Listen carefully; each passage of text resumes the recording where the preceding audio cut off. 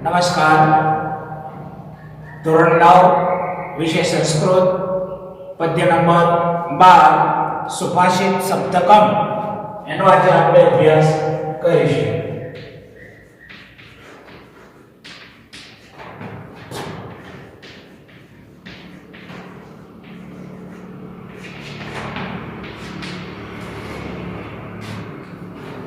સુભાષિત એટલે સુંદર ઉક્તિ અથવા બોધ વચન.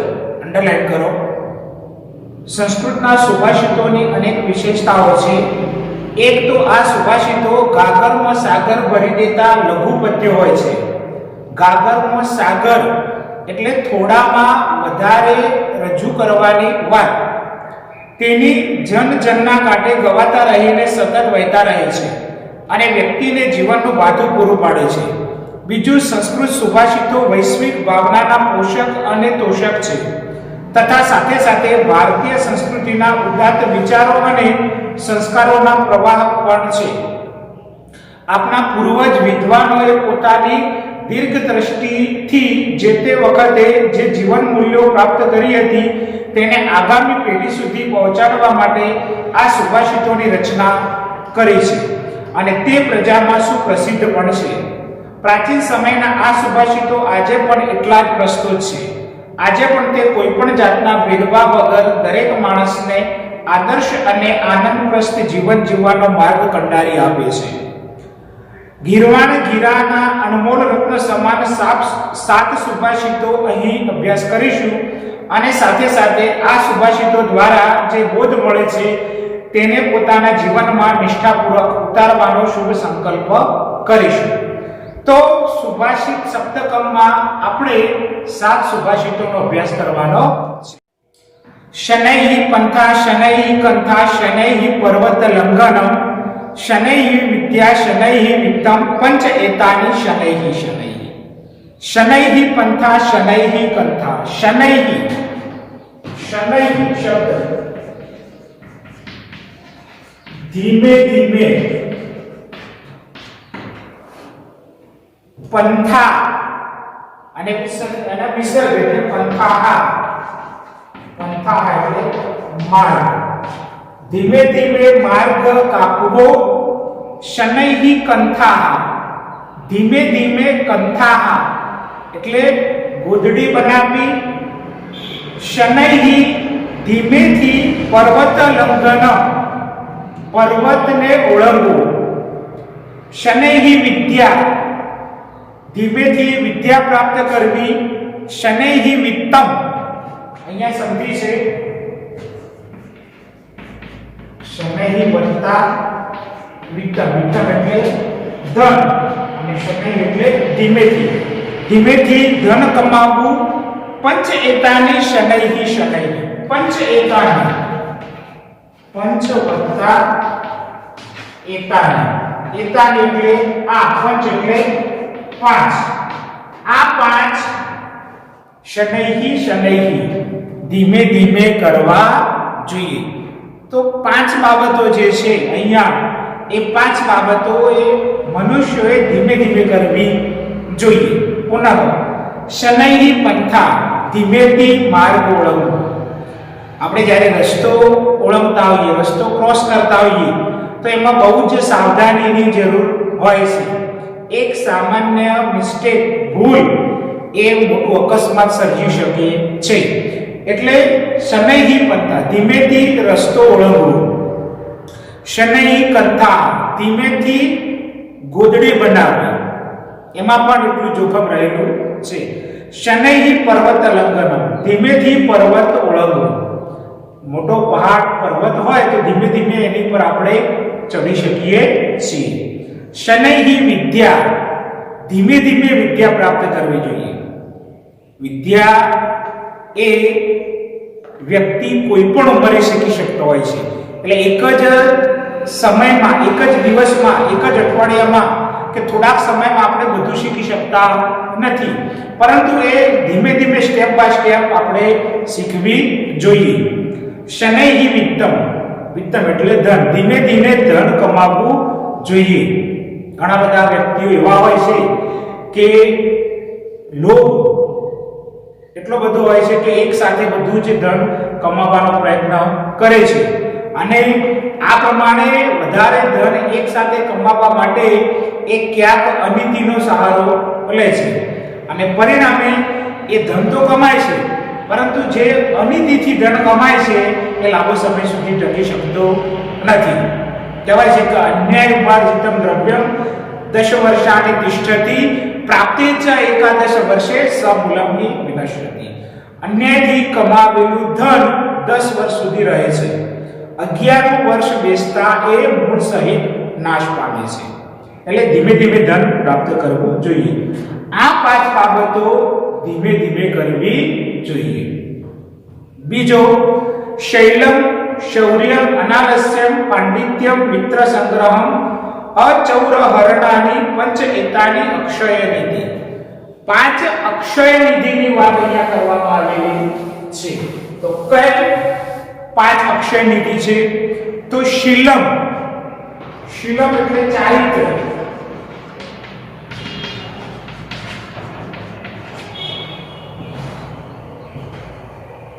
ચારિત્ર જેને કહેવાય કેરેક્ટર. ચારિત્રનું જીવનમાં બહુ જ મહત્વ છે. એકવાર વ્યક્તિ પોતાનું ચારિત્ર ગુમાવે તો કહેવાય છે કે એ બધું જ ગુમાવે છે. માનો કે તમે પૈસા ગુમાવ્યા તો થોડા સમયમાં તમે એને પ્રાપ્ત કરી શકો છો, પરંતુ જો તમે તમારું ચારિત્ર ગુમાવ્યું, character loss is everything loss, તો તમે જીવનમાં બધું જ ગુમાવ્યું. ચારિત્ર, શૌર્યમ અનાલસ્યમ સંધિ છે.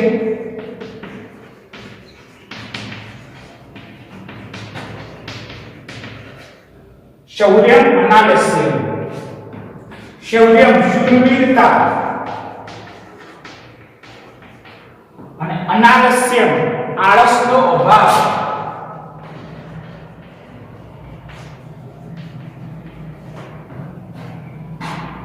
પાંડિત્યમ પંડિતાઈ, મિત્ર સંગ્રહમ મિત્રનો સાથ, અચૌર હરણિયાની શબ્દ છે.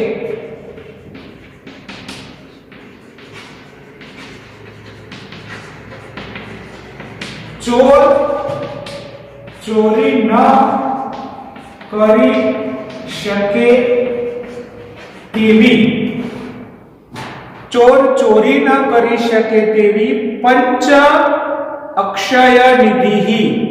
પંચ એતાની, પંચ એતાની અક્ષય, એતાની પંચ,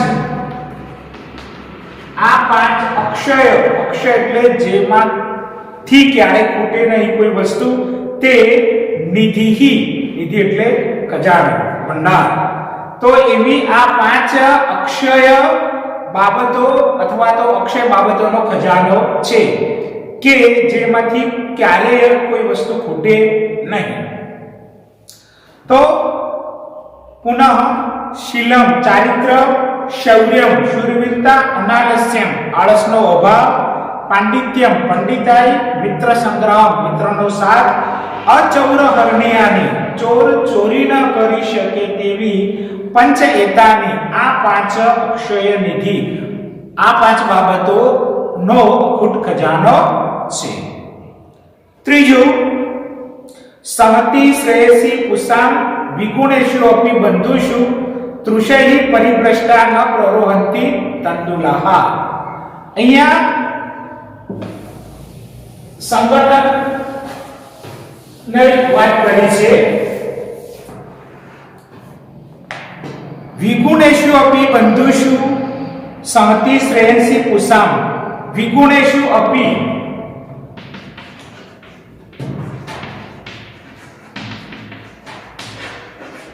અહીંયા સંધિ અને વિભક્તિ તે શબ્દ में बहुवचन. વિગુણેષુ અપી વિરોધીઓ ગુણ ધરાવનારાઓમાં પણ પુષામ માણસોમાં શ્રેયસી સહતિ, સહતિ એટલે સંગઠન, શ્રેયસી કાર્ય સાધક બને છે. તૃષૈ અપી પરિભ્રષ્ટાઃ, તૃષેહી અપી, તૃષ એટલે પોતરામાંથી જે ડાંગર હોય અને એનું જે પોતરું છે તે ઉપરનું પડ જે પોતરું, તૃષેહી અપી પરિપ્રષ્ટાહા, પરિપ્રષ્ટાહા એટલે છૂટા પડેલા,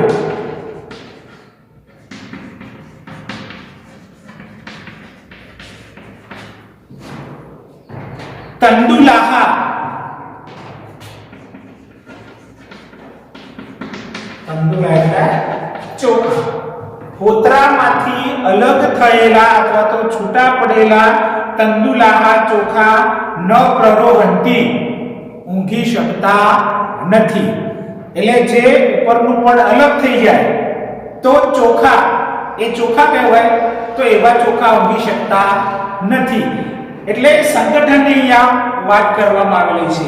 જે ઉપરનું પડ હોય એ પડ સાથે જ્યારે ડાંગર હોય તો જે ઊંઘી શકે છે, એનો પડ અલગ થઈ જાય તો એ ઊંઘી શકતો નથી. એટલે અહીંયા સંગઠનની વાત કરવામાં આવેલી છે. ચોથો સુભાષિત, ન અસ્તિ મેઘ સમમ તોયમ, ન અસ્તિ ચાત્મ સમમ બલમ, ન અસ્તિ ચક્ષુ સમમ તેજ, ન અસ્તિ ધાન્ય સમમ પ્રિયમ. મેઘ સમમ તોયમ ન અસ્તિ, મેઘ સમમ, સમમ એટલે જેવું, વરસાદ જેવું, તોયમ, તોયમ એટલે પાણી, પાણી માટે સંસ્કૃતમાં ઘણા બધા શબ્દો છે, સલિલમ, અંબો, નીરમ, વારી, પૈસા વગેરે. મેઘ સમાન તોયમ પાણી નાસ્તિ, એ સંધિ થઈ ન વત્તા અસ્તિ એટલે નથી. ચ આત્મ સમમ બલમ ન અસ્તિ, અહીંયા પણ સંધિ ચ આત્મ સમમ, આત્મ સમાન બલમ બળ ન અસ્તિ નથી. ચક્ષુ સમમ તેજ ન અસ્તિ, ચક્ષુ, ચક્ષુ એટલે આંખ સમાન તેજ ન અસ્તિ નથી. ચ અને ધાન્ય સમમ, ધાન્ય સમાન પ્રિયમ ન અસ્તિ, બીજું પ્રિય નથી. હવે પાંચમો પદ્ય, સત્યમ તપઃ જ્ઞાન અહિંસતા ચ વિદ્વત પ્રમાણ ચ સુશીલતામ એતાનિયો વિદનાતિ સ વિદ્વાન નહિ એક પક્ષો વિહગ પ્રયાતિ. સત્યમ એટલે સત્ય, તપઃ એટલે તપ, જ્ઞાન અહિંસતા, અહીંયા સંધિ આવી, જ્ઞાન અહિંસતા, જ્ઞાન અને અહિંસા, વિદ્વત પ્રણામમ, વિદ્વાનોને પ્રણામ, સુશીલતા, સુશીલતા, સુપસર્ગ છે, શીલ એટલે ચારિત્ર, સુશીલતા સારું ચારિત્ર્ય, સારું ચરિત્ર, યહ જે વિદધાતિ સ વિદ્વાન, એતાની આ યહ જે વિદધાતિ જાણે છે, સહ તે વિદ્વાન, વિદ્વાન છે, આ બધું જે જાણે છે તે વિદ્વાન છે.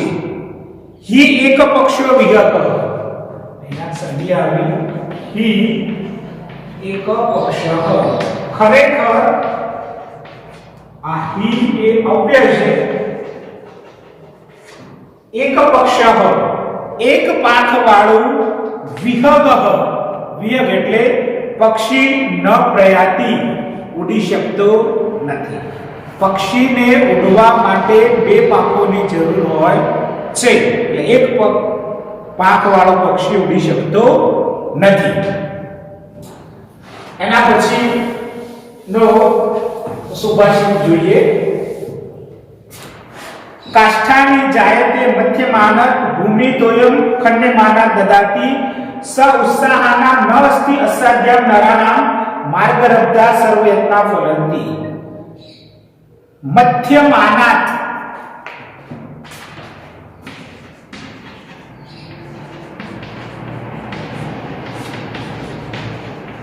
મથવામાં આવતા, પ્રયત્ન કરવામાં આવતા મધ્યમાનાત કાષ્ઠાની અગ્નિ જાયતે, મધ્યમાનાત મથવામાં આવતો કાષ્ઠા અગ્નિ જાયતે, અહીંયા સંધિ છે કાષ્ઠ વત્તા અગ્નિ, કાષ્ઠ વત્તા અગ્નિ, મથવામાં આવતો લાકડામાંથી અગ્નિ એટલે અગ્નિ જાયતે ઉત્પન્ન થાય છે. પહેલાના જમાનામાં આદિમાનવ વખતે લાકડામાંથી અગ્નિ ઉત્પન્ન કરવામાં આવતી હતી. લાકડામાંથી અગ્નિ ઉત્પન્ન થાય છે. ખંડેમાના ખોદવામાં આવતા ભૂમિહિ તોયમ દદાતિ, ભૂમિહિ તોયમ, ભૂમિ એટલે જમીન, જમીન માંથી પાણી આવે છે અથવા તો જમીન પાણી આવે છે. મધ્યમાનાત ખંડેમાનાત ખોદવામાં આવતા. સ ઉત્સાહાનામ ન અસ્તિ અસાધ્યમ નરાણામ, ઉત્સાહાનામ, સ ઉત્સાહાનામ,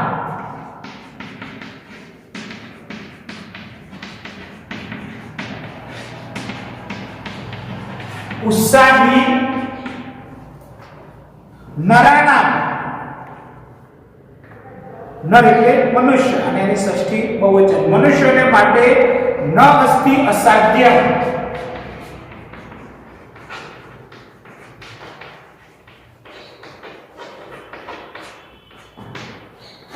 કઈ પણ અસાધ્ય, અશક્ય મતલબ કે ઇમ્પોસિબલ, ન અસ્તિ નથી. ઉત્સાહી માણસોને માટે કંઈ પણ કરવું અશક્ય નથી. એટલે બીજા અર્થમાં કહેવું હોય તો ઉત્સાહી માણસો છે એ કંઈ પણ કરી શકે છે. Everything is possible. માર્ગરબ્ધા સર્વયત્ના ફલંતી, માર્ગરબ્ધા સાચી દિશામાં કરેલા સર્વયત્નાહા, યત્ન એટલે પ્રયત્ન, બધા જ પ્રયત્નો ફલંતી ફળે છે. જો આપણા પ્રયત્નો સાચી દિશામાં હોય તો એ 100% સફળ થાય છે. એટલે દિશા સાચી હોવી જોઈએ. અને છેલ્લો પાત્રમ ન તાપયતિ ન મૈલમ પ્રસૂતે સ્નેહમ ન સહરતિ ન એવ ગુણાની નિવતિ દ્રવ્ય અવસાને ચલતામ ન દત્તે સત પુત્ર કુલ સદ્મની કહ અપી દીપઃ.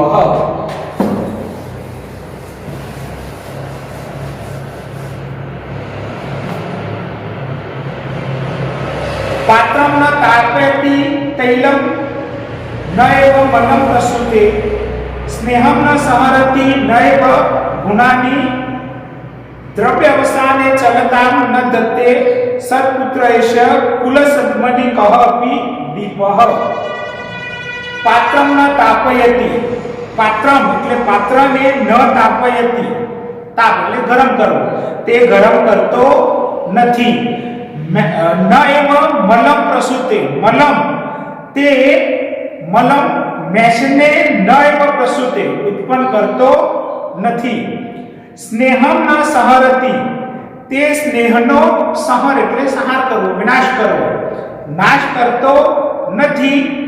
ન એવ ગુણાની ક્ષણોતિ,